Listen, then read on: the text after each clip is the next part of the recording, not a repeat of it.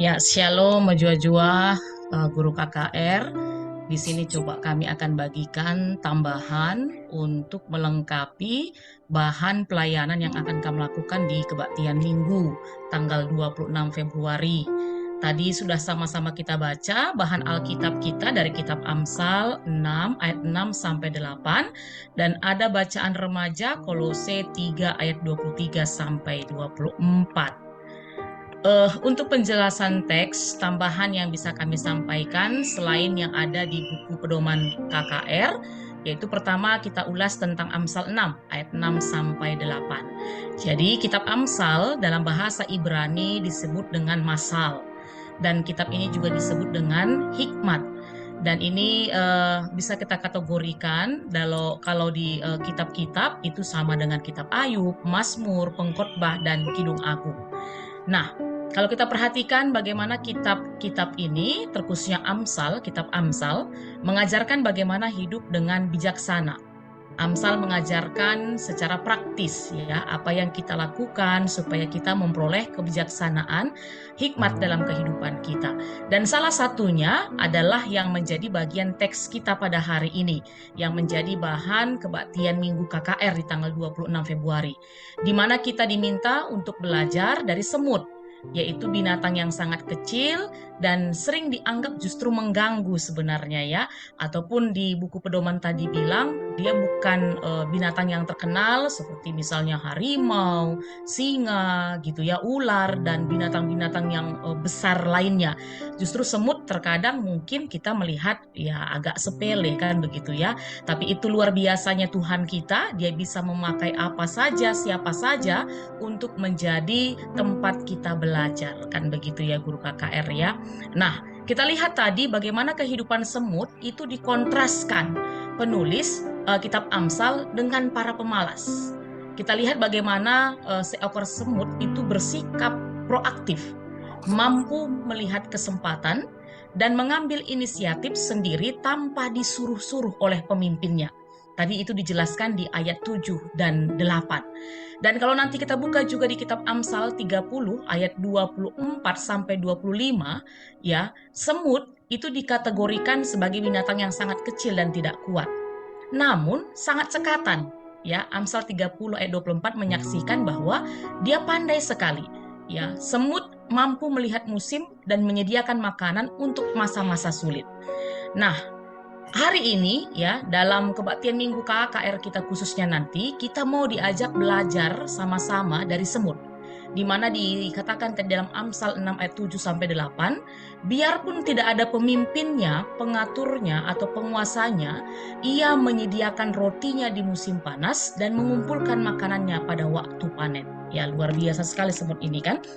Semut tidak memiliki pemimpin, pengatur, dan penguasa, tetapi semut melakukan semuanya sendiri dengan mengikuti naluri alam. Jadi dia bisa baca kondisi alam, dan dari situlah dia melakukan pekerjaannya. Nah, bagaimana dengan kita? Ya, itu tadi semut kan begitu. Dia tidak punya, sebenarnya nggak punya akal budi, nggak punya akal pikiran, tapi bisa belajar dari kondisi alam dan bertindak dengan bijak dari kondisi alam tersebut. Lalu bagaimana dengan kita yang sudah diberikan akal budi? Apakah kita mampu melakukan setiap tugas dan tanggung jawab kita? Apakah kita sudah memakai akal budi kita? Jadi ini jadi bahan perenungan bagi kita. Nah, tadi di ayat hafalan ataupun yang menjadi invokasio kitab Amsal 10 ayat 4 katakan bahwa tidak ada orang malas yang bisa menjadi sukses. Kemalasan adalah cara pasti untuk menuju pada kemiskinan. Ya, jadi ini juga boleh menjadi bahan perenungan buat kita. Nah, bagaimana dengan Kolose 3 ayat 23 sampai 24? Ini singkat saja kami sampaikan bahwa teks ini ditulis oleh Rasul Paulus untuk jemaat Kolose pada saat itu. Bagaimana kita lihat Paulus dalam nats ini menasihatkan agar kita ya ataupun jemaat di Kolose pada saat itu melakukan segala sesuatu dengan sepenuh hati, baik itu dalam pekerjaan, pelayanan, studi, hidup berkeluarga, ibadah, dan sebagainya. Jadi bukan dengan keluh kesah, gerutu, atau persungutan. Sebab kita mau belajar dari Tuhan kita Yesus Kristus, bagaimana dia memberikan teladan bagi kita umatnya, dia melakukan segala sesuatu dengan sepenuh hati. Ya, Dan itu bisa kita lihat bagaimana Yesus apapun yang menjadi kehendak Bapa dikerjakannya dengan sepenuh hati, meski harus melewati segala penderitaan yang hebat, bahkan sampai harus mati di kayu salib. Jadi Rasul Paulus dalam hal ini mengajak kita untuk meneladani Yesus dan mengerjakan segala sesuatu itu bukan semata-mata hanya untuk orang lain, untuk diri kita, tapi untuk mempermuliakan Tuhan kita. Nah, Guru KKR sekarang kita masuk apa yang menjadi pembahasan di tanggal 26 Februari ini. Jadi kalau kita lihat buku pedoman KKR, itu tema untuk anak balita dan anak kecil, bijak. Ya, bijak. Sedangkan kalau anak tanggung itu bijak dalam bekerja, anak remaja bekerja segenap hati. Nah, apa yang menjadi tujuan pengajaran dengan bahan dan tema kita di minggu ini? Ini kami rangkum, ada beberapa. Yang pertama itu menyebutkan tema, pasti ini untuk anak kecil dan anak balita ya, mereka mengerti dengan tema.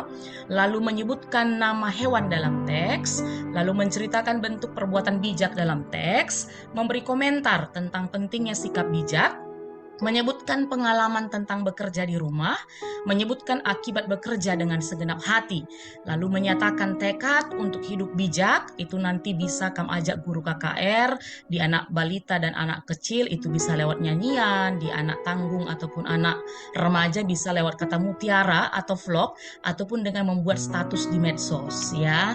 Itu tujuan pengajaran. Lalu apa yang menjadi pengajaran yang bisa kita lakukan? Ayat hafalan dulu ataupun ini invokasio.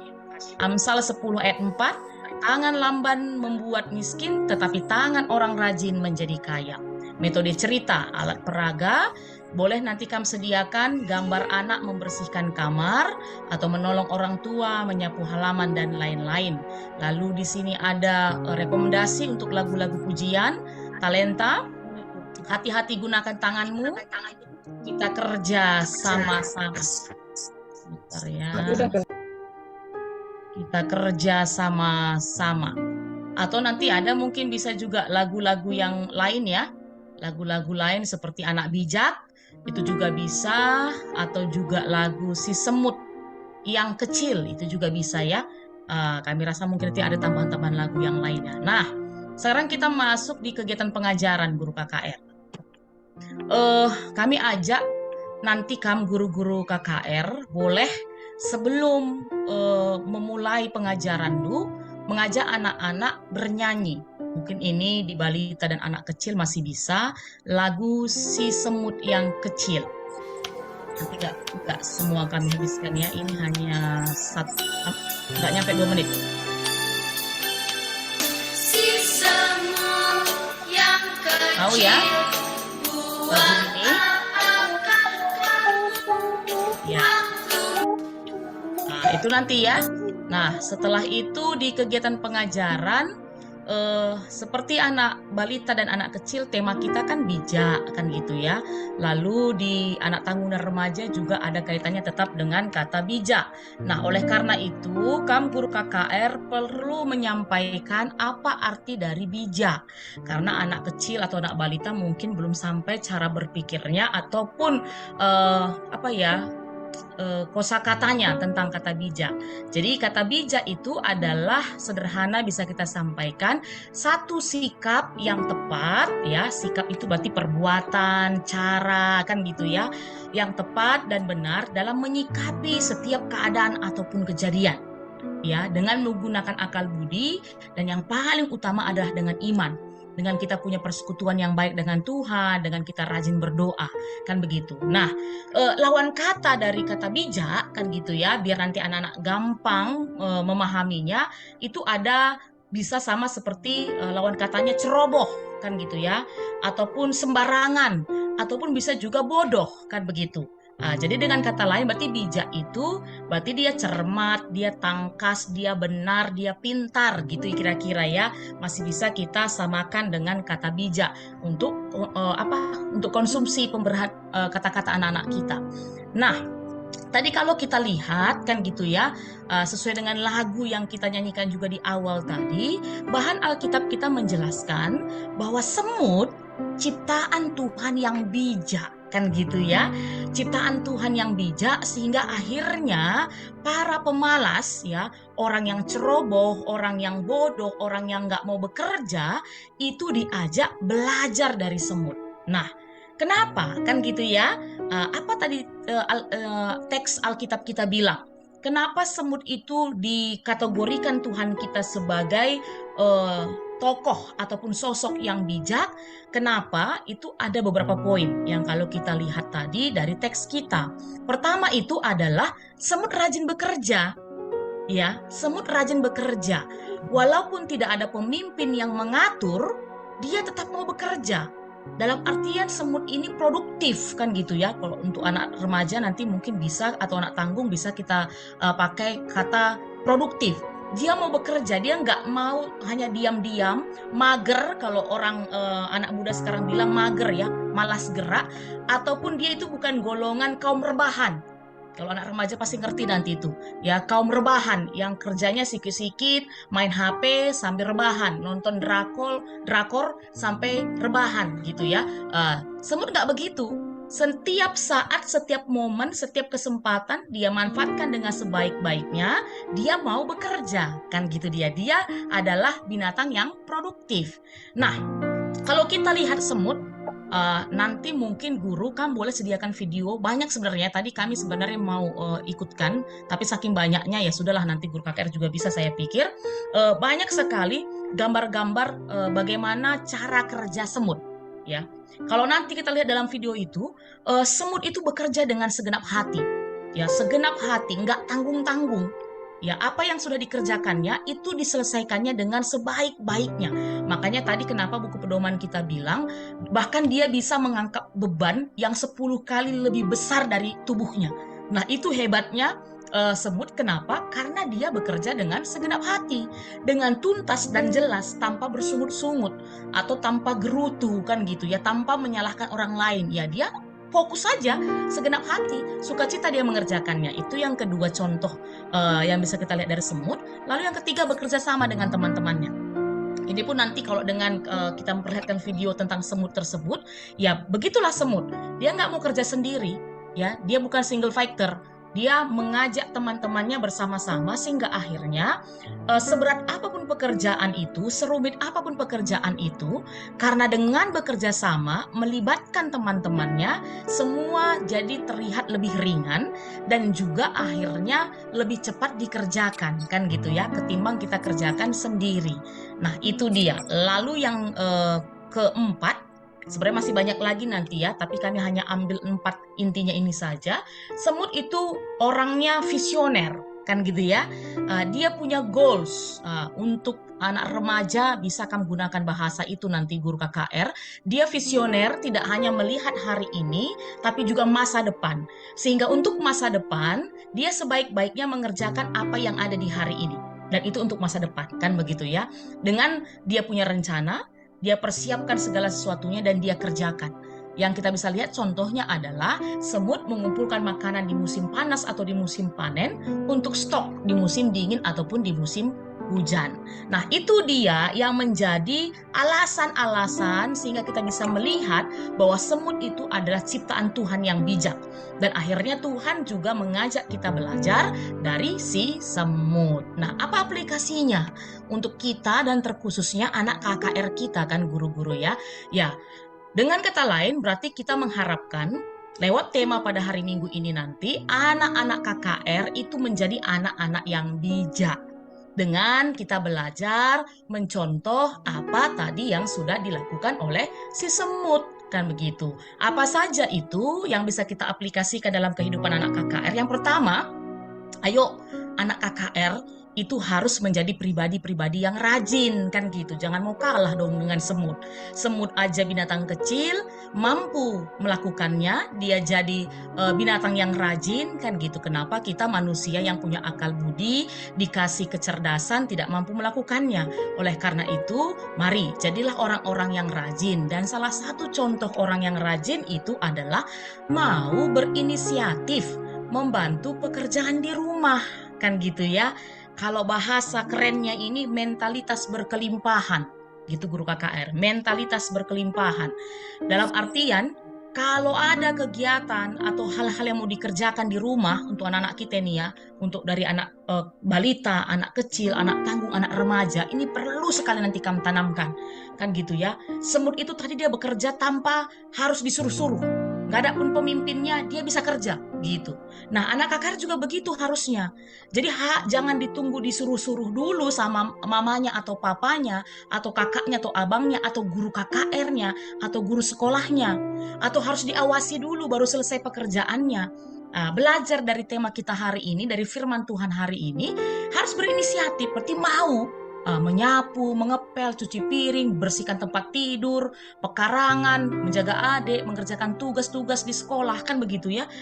Mau, itu artinya kita menjadi anak yang sudah bijak, kan gitu ya. Kenapa? Karena kita rajin, kita berinisiatif, nggak teriak-teriak dulu mamanya kan.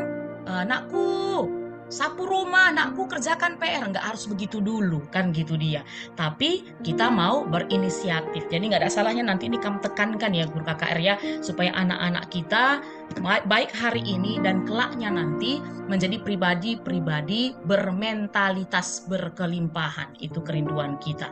Nah, selain itu, dari si semut, kita menjadi anak bijak, yaitu kita mampu mengatur waktu antara belajar, bekerja, dan bermain. Nah, ini juga penting kan untuk anak-anak KKR kita, karena anak KKR kan begitu. Kalau udah main, kalau bisa nggak non-stop, nggak berhenti-berhenti. Akhirnya apa yang terjadi? Kan tidak baik untuk kehidupannya, tugas-tugasnya tidak selesai, yang ada orang tuanya marah, ngedumel dan sebagainya, kan gitu kan, karena kita main terus. Nah, dari semut kita belajar bagaimana dia tahu saatnya kapan harus bekerja, kapan harus beristirahat, kapan harus berhenti. Nah, begitu juga anak KKR, dikatakan menjadi anak yang bijak, mau belajar dari teladan semut, ini tadi mampu mengatur waktu antara belajar, bekerja, dan bermain. Lalu yang ketiga, mengerjakan segala sesuatu dengan tulus hati, ikhlas, kan gitu dia. Bukan karena supaya dipuji. Dalam artian kalau mama atau papanya lagi di situ rajin, kan gitu. Kalau guru sekolahnya lagi di dalam kelas pura-pura rajin belajar membahas soal-soal, tapi kalau guru sekolahnya sudah keluar ribut dengan teman-temannya, kan gitu. Kalau anak bijak tidak seperti itu, ya. Kalau dia sedang di sekolah, memang saatnya untuk belajar, dia belajar. Kalau saatnya untuk bermain, dia bermain. Kan begitu dia. Demikian juga di rumah atau juga di sekolah minggu. Saat kebaktian. Ya kalau saatnya ibadah, mendengarkan firman Tuhan, ya dengarkan dengan baik. Kan begitu. Karena nanti ada waktunya untuk main-main. Kan begitu dia. Itu sama dengan kita mengerjakan segala sesuatu dengan tulus dan ikhlas. Dengan segenap hati. Dan juga tanpa bersungut-sungut atau mengeluh. Kan begitu. Nah yang keempat, segala sesuatu yang kita lakukan yaitu untuk menyenangkan hati Tuhan. Ya, ini tadi bacaan remaja Kolose 3:23 sampai 24. Ini perlu sekali ditanamkan di anak-anak kita bahwa ayo lakukanlah sesuatu itu dengan takut akan gentar kepada Tuhan ya. Takut bukan berarti akhirnya takut seperti kita takut melihat ular, misalnya bukan begitu. Tapi dengan kerinduan kita ingin menyenangkan hati Tuhan kita. Ya ngapain pun itu, termasuk belajar kan gitu ya. Belajar bukan hanya sebatas supaya kita pintar, bukan hanya sebatas tambah pengetahuan. Itu sampaikan ke anak-anak kita, tapi bagaimana kita mau menyenangkan hati Tuhan. Kenapa? Dengan kita pintar kan begitu, dengan kita tahu tentang pelajaran kita, lalu kita dapat ranking, orang kan tanya itu siapa?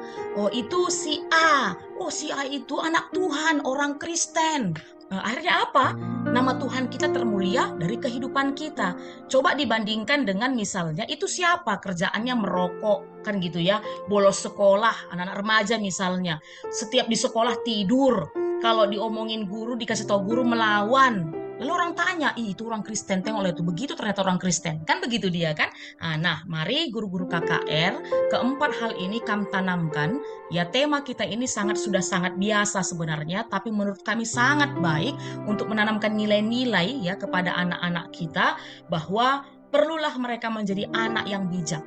Dan sama anak remaja mungkin bisa akan bikin bahasanya begitu mirisnya tentang kehidupan manusia ini ternyata, sehingga akhirnya kita harus belajar dari binatang kan gitu ya, ya dari semut. Tapi begitulah ternyata ciptaan Tuhan yang lain pun begitu berharga ya, sehingga akhirnya kita bisa belajar dari ciptaan Tuhan yang lainnya sekalipun itu binatang, kan begitu ya Guru KKR. Nah, kami ini ada sediakan satu video.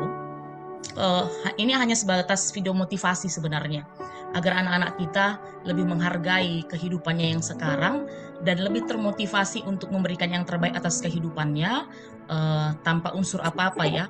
Karena menurut kami ini cukup menarik juga untuk kita lihat.